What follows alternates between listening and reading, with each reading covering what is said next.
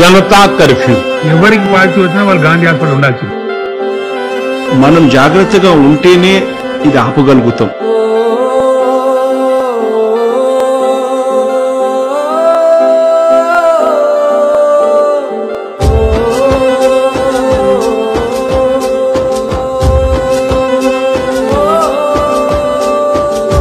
గుండె చెదిరిపోకురా, గూడు వదలమాకురా, ధైర్యం వీడబోకురా, అంత బాగుంటాంరా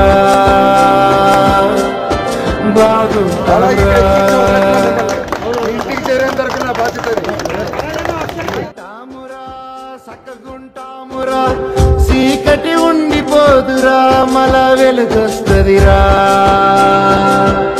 అంత బాగుంటాంరా. మన కంటికైనా కనబడని శత్రు వచ్చినా నిన్ను కంటికి రెప్పోలుగాసే వైద్యులుండెనా. మన మంచి కోరెటోలు ఒక సంచె వేసినారు, రవద్దు దాటద్దు బ్రతికుందాం. కంట్లో నీళ్ళు నింది కిందకి వెళ్ళేసరికి ఏమంటే టీవీ చూసుకుంటూ బాధపడితే ఏంద్రంటే అప్పుడు కూర్చొని చెప్పా, అమ్మా నేను బస్సులో అరేంజ్ చేశానమ్మా అందరికి అనగానే ఆవిడ ఏడవడం మొదలు పెట్టేశారు.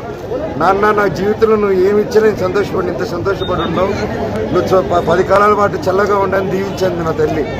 అంటే ఎంతో మందికి కష్టాలు ఇది. ఎంతో మంది వాళ్ళ తల్లిని దారిలో వాళ్ళ తల్లిని ఎత్తుకుంటే 80 సంవత్సరాలు ఒక తల్లిని ఎత్తుకుంటూ వెళ్ళడం, 3 సంవత్సరాల బిడ్డని సూట్ కేసుల మీద లాక్కుని వెళ్ళడం, ఇవన్నీ చూస్తుంటే గుండె తరుక్కుపోతుంది. సో ప్రతి ఒక్కరు వచ్చి ఒక్కరొక్కరు ఒక చెయ్యి వేస్తే వీళ్ళందరికీ మన ఇళ్ళకి పంపించవచ్చని నేను కోరుకుంటున్నాను, నమ్ముతున్నాను.